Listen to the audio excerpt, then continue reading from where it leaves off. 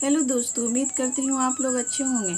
दोस्तों, अगर आपने हमारे चैनल को सब्सक्राइब नहीं किया है तो प्लीज़ सब्सक्राइब कर लें। लक्ष्य। एक सेठ अपने घर की हिफाजत के लिए एक कुत्ता पाले हुआ था। उसके घर में 2 दरवाजे थे। एक दरवाज़ा आगे से खुलता था और दूसरा दरवाज़ा पीछे से खुलता था। आगे के दरवाजे पर कुत्ता बैठता था। एक बार सेठ के दिमाग में एक ख्याल आया कि क्यों न पीछे के दरवाजे की रखवाली के लिए एक शेर पाल लिया जाए। फिर क्या था, वह शेर ले आया और शेर की देखभाल अच्छे से करने लगा।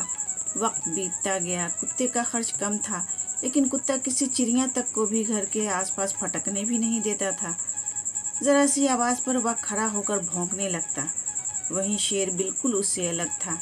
वह खाता तो कुत्ते से कई गुना ज़्यादा था, लेकिन सारा दिन बस सोता रहता। उसे कोई फर्क नहीं पड़ता था कि आसपास क्या हो रहा है। सेठ जी बहुत मायूस हुए। उन्हें शेर से जो उम्मीद थी वह अब नहीं रही। शेर उसे अब बोझ लगने लगा। सेठ को ये तक शक होने लगा था कि ये शेर भी या नहीं, और वह सोचने लगे कि इसे रखने का कोई फ़ायदा नहीं है। इसी तरह कुछ दिन बीते और एक दिन सेठ के घर में आगे के दरवाजे से कुछ चोर घुस आए।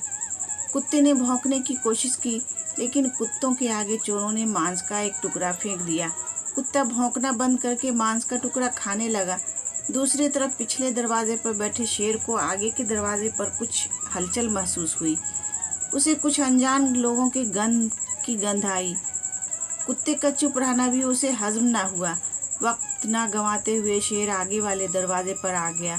जैसे ही वो वहां पहुंचा, चोरों ने उसके सामने भी मांस का टुकड़ा फेंक दिया, लेकिन शेर ने मांस के टुकड़े को अनदेखा करते हुए उन चोरों पर हमला कर दिया।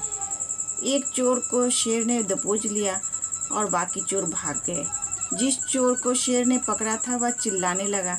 उसके चिल्लाने की आवाज़ से सभी घर वाले जाग गए। जब सभी घर वाले दरवाजे पर पहुंचे तो उन्होंने देखा कि उनका वफादार कुत्ता मांस का टुकड़ा खाने में मसरूफ़ है, और जो शेर उन्हें बोझ लग रहा था वह दुश्मन की छाती फाड़ चुका था। सेठ को इस बात का अंदाज़ा हो चुका था कि जिसके ख्वाब बड़े हों वो छोटी मोटी बहस में नहीं पड़ते, ना ही हर आने जाने वाले को अपने होने का एहसास करवाते हैं।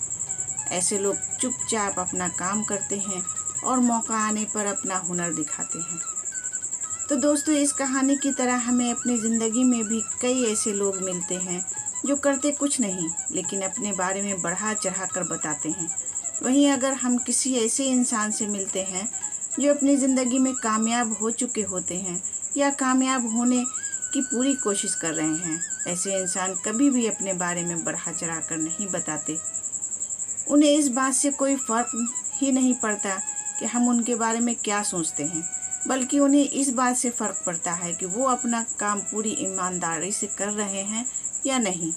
इसलिए अगर हम भी अपनी ज़िंदगी में एक बड़ा लक्ष्य हासिल करना चाहते हैं तो उन छोटी छोटी बातों को नज़रअंदाज करना सीखें, जिससे हमें कोई फ़ायदा नहीं होने वाला। तो दोस्तों, उम्मीद करती हूँ ये कहानी आपको पसंद आई होगी। इस कहानी पर आपकी क्या राय है, हमें कमेंट करके ज़रूर बताएं। कहानी पसंद आई हो तो लाइक और शेयर करना बिल्कुल भी ना भूलें। चैनल पर नए हो तो चैनल को सब्सक्राइब ज़रूर करें। कहानी पूरा सुनने के लिए आपका बहुत बहुत शुक्रिया दोस्तों।